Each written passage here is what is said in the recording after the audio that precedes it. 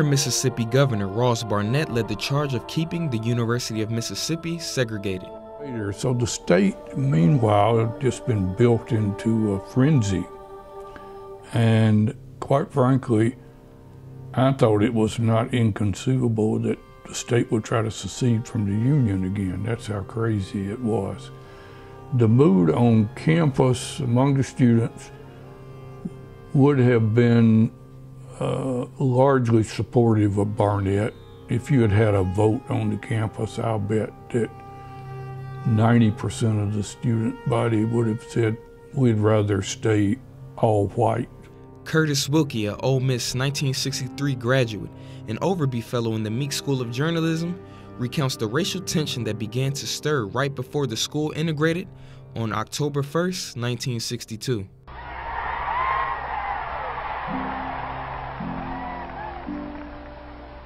I love Mississippi.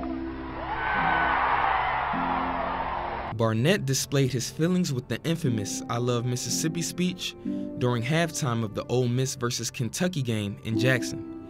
That event occurred on the day before the deadly Ole Miss riots.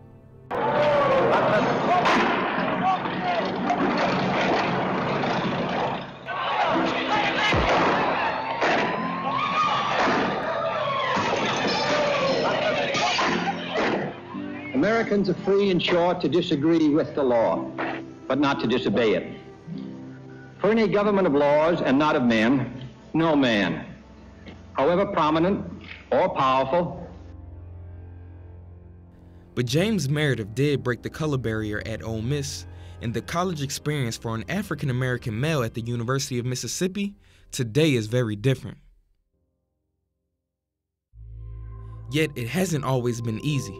The protests and marches in the late 1960s and early 1970s, the school's disassociation with the rebel flag in the mid-90s, the recent protests on campus during the 2012 presidential election, these are just some of the few incidents that have shown the racial problems that still haunt the University of Mississippi until this day. I don't think we ever had anything that, I know we didn't have anything that resembled what happened in 1962, of course, but that was a blemish. I mean, that was a mark. I think Penn State is stuck for a long time with Joe Paterno and that assistant coach and those students who were abused. It's just the way it is. That the negative stigmas attach, and they're hard to get rid of. I was chancellor 14 years. Gerald Turner preceded me. He was chancellor for 11 years, and I worked with him. And so I know that for 25 years, we worked hard on changing that perception. That perception has been a long, hard-fought battle for the university. The university is more diverse than you can imagine, and the university has had some success in changing their public perception, especially among African Americans. Over the years, instead of feeling more like a visit, more African American students show appreciation towards Ole Miss. This has been a step forward, even though at times places like the Grove and the Greek system may have seemed unwelcoming to African Americans and minorities. Now it seems like black students have more ownership. So here we've had several black student body presidents. In fact, last year we had the first African American female student body president, first African American female to be voted homecoming queen. The fact that these individuals would even run to even think that they would be able to achieve that kind of position in itself is revolutionary, arguably, in some ways. And the fact that our sports teams now, particularly football and basketball, are heavily permeated by African American males. And I think that just seeing black males move across campus, I think that now black students feel like I've got every right to be here. My family paid taxes. This is a state institution. I have a right not only to come here and get an education, but I also have a right to be involved in student activities, student organizations, socialize with my friends, and do some of the things that just college students do on a regular basis. That comfort level has taken some time for African American students to achieve. James Meredith was abused, taunted, and heckled by students. Cleve McDowell, the first black law student, felt like he had to carry a gun on campus for protection, and he was expelled for it. And Dr. Don Cole says he had many experiences of injustice and isolation himself. Well, I can remember a number of circumstances. Very typical was for me to be walking along the class or walking somewhere on campus, and a group of guys, a group of white guys would block the way, and if you will, sort of make me get off the walk and walk around. There were some who would sort of pass me and purposely bump me and knock me off of the walk. Rather than that, when we would go to football games, it's a real interesting, something that I never figured out. We'd go to football games, and if the University of Mississippi would score, we would cheer for my school. That's a natural thing to do. But upon them getting a touchdown or score, we would be pelted with different objects being thrown at us, paper cups or plastic balls or whatever they would sort of throw at you at the time. And that was very confusing to me, because I was saying, okay, now do I not cheer for my team? Do I cheer for the other team? Why is it? That one I never quite figured out. But I could probably give instance after instance about occasions for which that kind of indicated that I was clearly unwelcomed here. One of the stories that I often tell is about a chemistry class, and I can't remember whether it was the first day, second day, but early in the class, the professor mentioned that the books were not all the books was in, not everybody had books, and so for those who had books, why don't you, and those who didn't, why don't you pull up next to somebody with a book? And I just remember being in class, and I sort of looked on this row to my right, and there's nobody on that whole row. And I turned and looked to my left, and there was nobody on that whole row. Matter of fact, there was nobody on the row ahead of me and nobody on the row behind me. And so as I kind of looked around, I was a little aisle in that particular class. And so it was probably very unpopular to be seen with me. There were people who would, there were goodwill people who would often speak, particularly in the dorms when nobody was around. They would come and, say hello and have a few words with me, conscious of their surroundings to make sure that nobody else saw them. And so from the student's perspective, I could feel the unwelcomeness. But one African-American man attending the University of Mississippi says the feeling of being unwelcome never surfaced.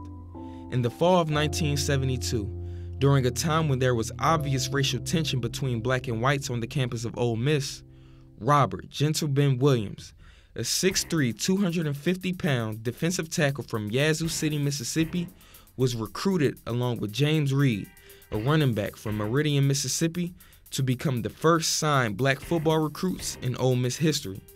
Progress and change was occurring at the university. That progress at Ole Miss was built on the backs of other African-American players at other schools, such as Condridge Holloway at the University of Tennessee, Melvin Barkham at Mississippi State University, and Nathaniel Nat Northington, who became the first African-American player to integrate SEC football in 1967. He played wide receiver for the University of Kentucky Wildcats.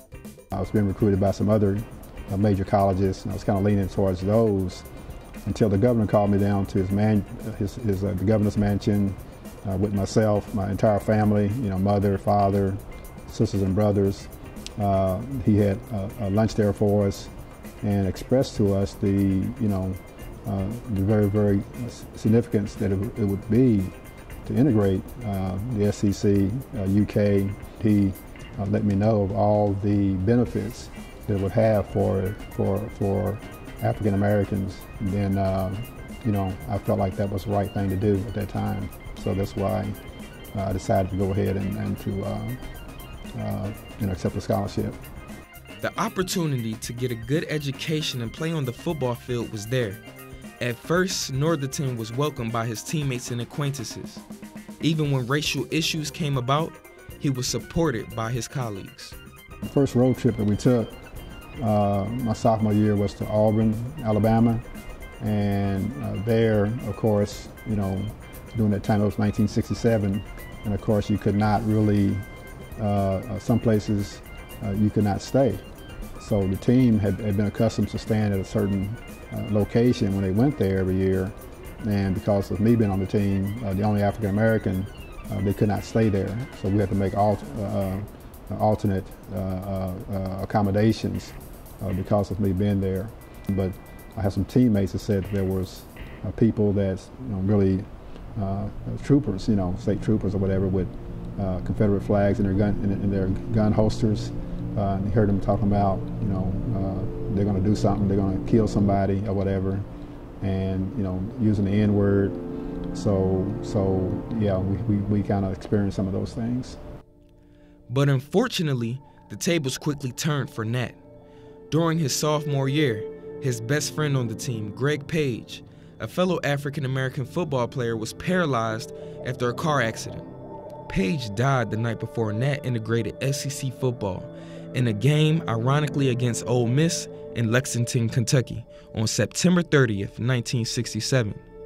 During the 26-13 loss to the Rebels, Northington also dislocated his shoulder.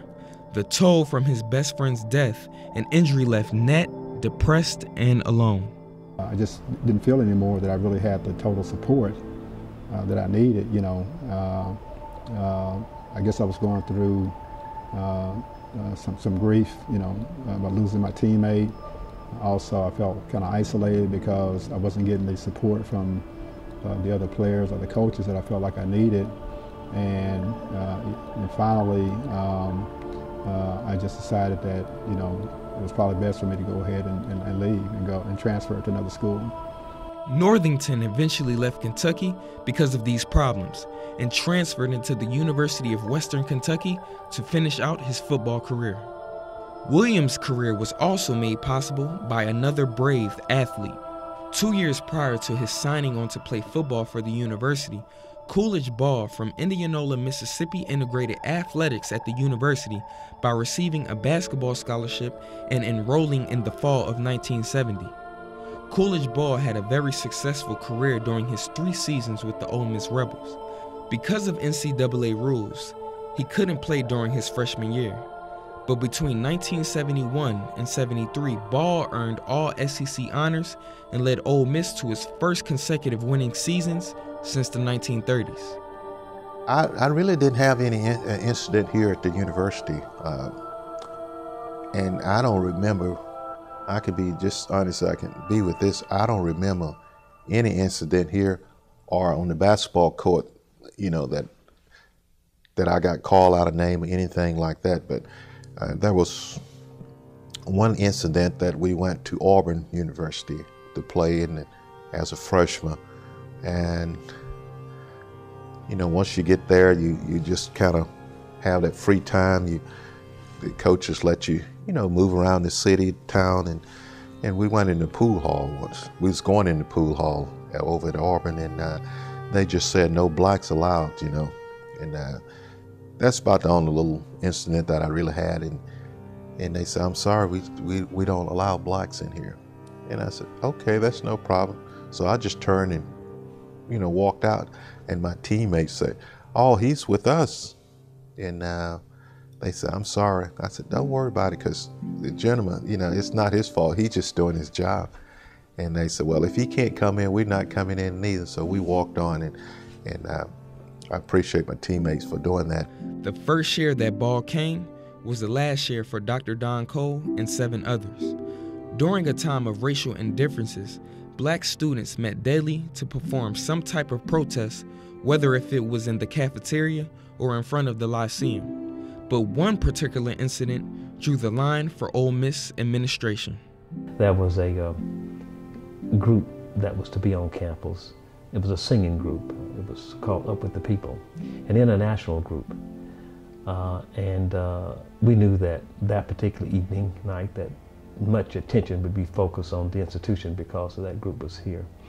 And so we decided to, if you will, march and protest at that particular event. And so, I don't know, 80–90% of the people of color sort of marched and protested when that concert was going on, in which is termed Fulton Chapel here. We all protested out front of it, and then we entered Fulton Chapel building, and then we walked up on the stage, and then we held signs up on stage there, and then while the performance was going on, we protested during it, and then we marched out of Fulton Chapel, and the totality of all of us were immediately arrested, and most of us was carried to the local jail until it filled up, and then the remaining individual were carried to Parchman, and that particular incident did indeed probably was highly publicized, and as a result of that particular incident, I think it was 8 of us who were expelled from the university, and I was amongst those 8 who was expelled from the university. While this was going on, Coolidge Ball had claimed that he didn't experience any racial issues to confront on campus. Many factors could have played into him making those statements. One could be him being a successful African-American athlete. Because of his athletic ability, he may have been treated with favor during his undergraduate years. Ben Williams also says that he didn't experience problems while playing football for the university. General Ben and James Reed were part of the Baby Rebels freshman football team at the beginning of the 1972 season. Because of the NCAA changing the freshman eligibility rules during 1972, it was possible for either Williams or Reed to play varsity football that year. Fortunately for Williams, he got the call up to play with the varsity team. They were short-handed on the defensive line. Unfortunately for Reed, he had to stay on the freshman team because of a multitude of running backs at that position. These decisions made General Ben the first African-American football player to integrate Ole Miss football, the last football team in the SEC to integrate. We wanted the good football players. It didn't really matter who they were or where they came from as long as they were good players and good students, and that was the thing that we were interested in more than anything else. Most reports just listed Williams as a huge defensive lineman. Race didn't seem like an issue in the media. By then, it may have been the norm to have integrated teams in the NCAA and SEC. I think they were straight, and basically, if there was an editorial attitude, it would have been about time. Let's be competitive. Let's open things up. So, there may have been some disapproval by the Jackson paper that was still in the hands of the Hederman family then, but I would suspect it was virtually all the press would have been supportive.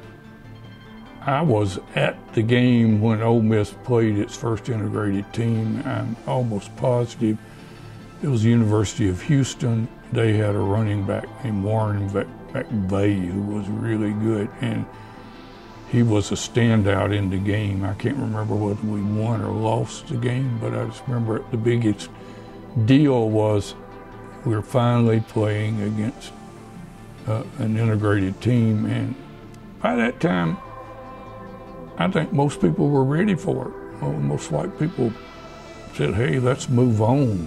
I mean, even people who might have been segregationists 3 or 4 years earlier said, okay, it's the law of the land, our school's integrated, let's get on with it. And obviously the thought was, let's get some of these fine athletes on our team instead of having to play against them. As far as race goes, for quite some time, Ole Miss athletic teams could not compete against other integrated teams. This rule had caused the baseball team to miss out on postseason play, and also the football team from playing in certain bowl games. The state would not allow kids who went to the predominantly white, the white schools to play against black players. And so I was on 2 Southeastern Conference Championship baseball teams. and we weren't allowed to go to the World Series because of fear that we might play against a black player. And that was on its face, to me, that was ridiculous. But secondly, there wasn't anything we could do about it. But then third, we played our last baseball game my senior year around June 1st and beat Florida and won the SEC. So we were eligible to go to the College World Series, only we were not allowed to go. Oh, I don't think there's any question that when they scheduled schools, they would avoid playing any team that they knew would be integrated. You know, we never played really anybody outside of the South. And you know the stories of not just football, but basketball and baseball teams that when Ole Miss won the SEC baseball championship, Mississippi State won the SEC basketball championship, they were not permitted to compete for the national championship in the, the playoffs, the College World Series, or the what's now known as all the Final Four stuff, because they'd have to play against black athletes, and that finally was broken by Mississippi State basketball team, I think, in '63. Ben Williams, who suffered a stroke in April of 2012, says by 1972, the environment was very different. As y'all can tell, I'm a pretty good sized individual, so we really didn't have no problem with racism, nothing like that. They had a degree of respect for me. I was a good football player. I was a good football player. The fans loved me. Okay, they really embraced me. The fans did, they did, We never had any kind of a problem with Ben or James academically or getting along with other players. They were all welcomed in. They were football players. As I always say, they were football players, happened to be black, but they could play. The respect that Williams is talking about is supported through strong evidence. You see, Ben wasn't just the first black football player on the campus of Ole Miss. He had lots of favor and clout because of his great personality and athletic ability. He was a dominant All-American at defensive tackle who became the first black football captain in Ole Miss history. He was also the first black Colonel Reb in Ole Miss history, which is the title for the most popular male personality on campus. Being a charter member for the Eta Zeta chapter of Omega Psi Phi Fraternity Incorporated didn't hurt his resume either. He was very popular. Ben was always a favorite. He was always a favorite with the black students and the white students. Well, Ben was a very intelligent player. Being a big offensive player as he was, he could adjust all the systems well. And he was a smart football player. And he had good speed and good size. And that was the thing you were looking for, a big tackle like he was. You never, ever heard anything about Ben Williams doing anything other than being a real good football player, a good human being, and a good student. Warner Alford was Williams' defensive line coach in 1972, and he played a role in recruiting him to Oxford. They have always been close.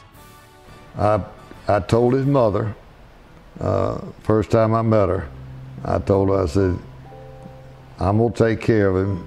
And I said, don't worry, if you want me to know anything, you pick up the phone and call me. I said, but I'm gonna look after him every day, and he'll be right there. This sense of protection was one of the tools that allowed the African American athletes to feel more welcomed and comfortable with the University of Mississippi and their coaches. Eddie Crawford would open his home to some black student athletes to stay in over the summer so that they would be allowed to take classes.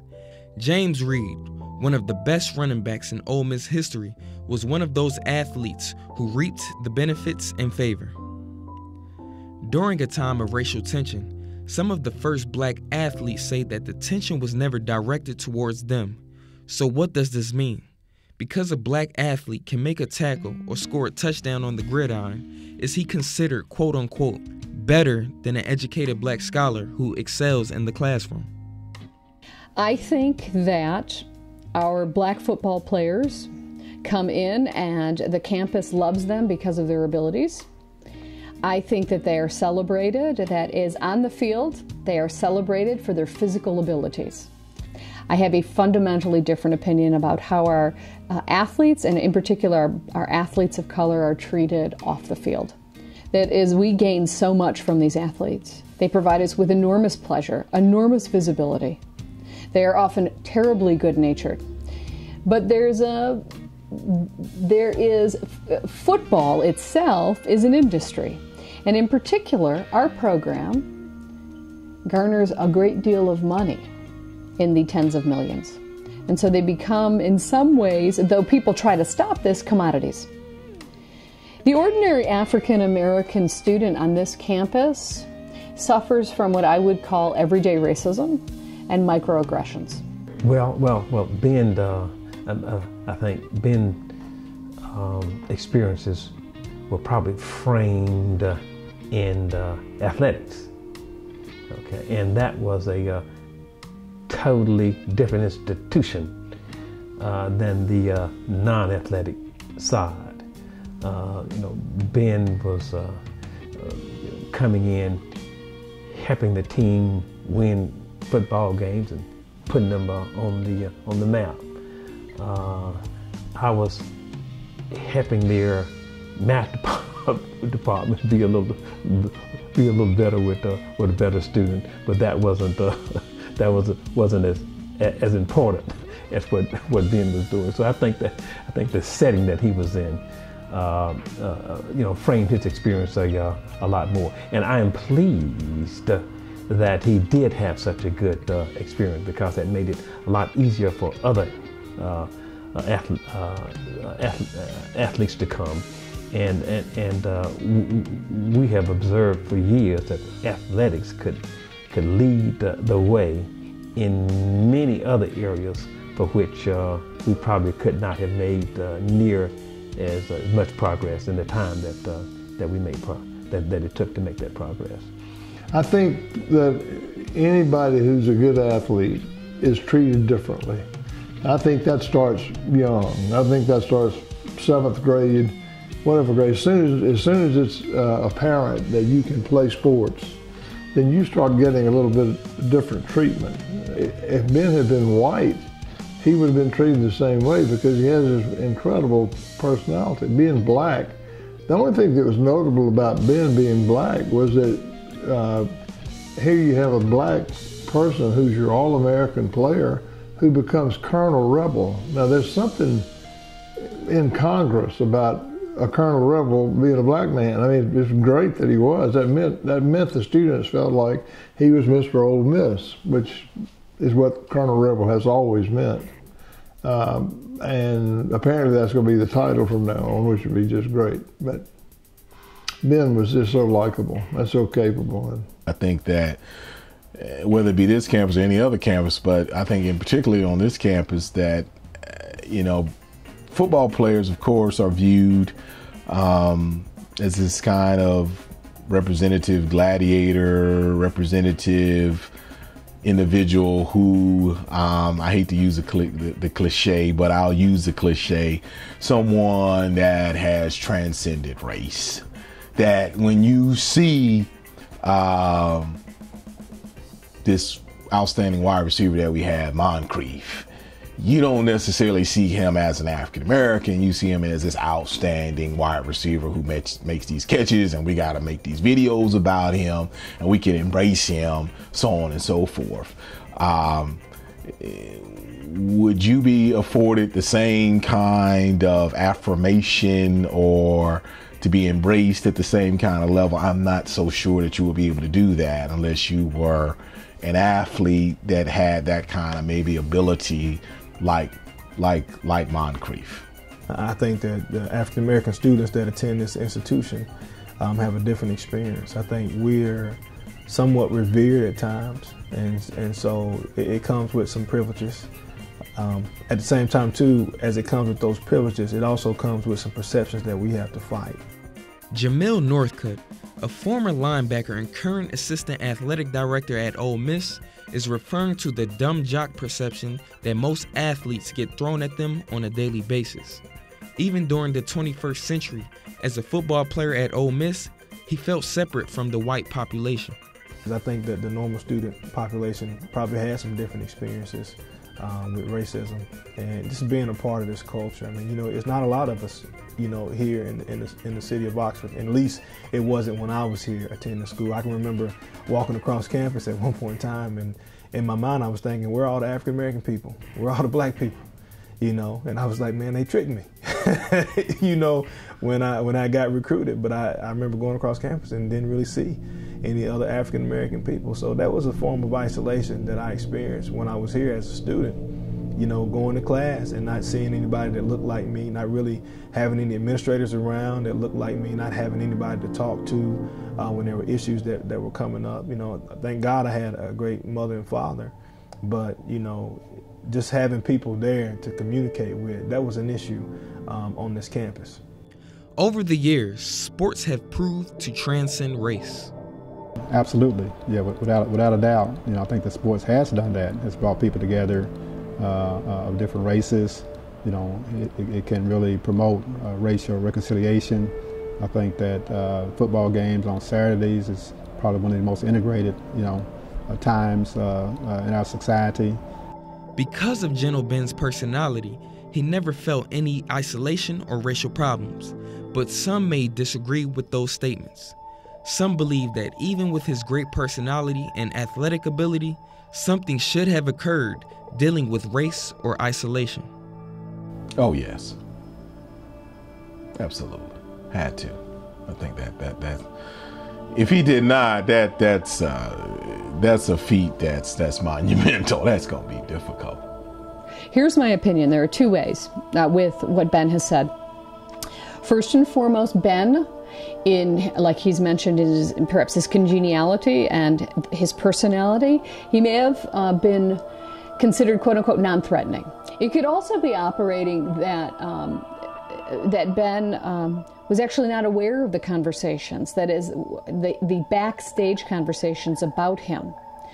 Also, it's possible, and I don't know, but it's possible that people were kinder to Ben because of what the university was trying to do with integrating Ben as the first football player of color, which means that he may not have been subjected to the kind of scrutiny and racism that we're talking about. I mean, it's a bit counterintuitive to say that he had no problems.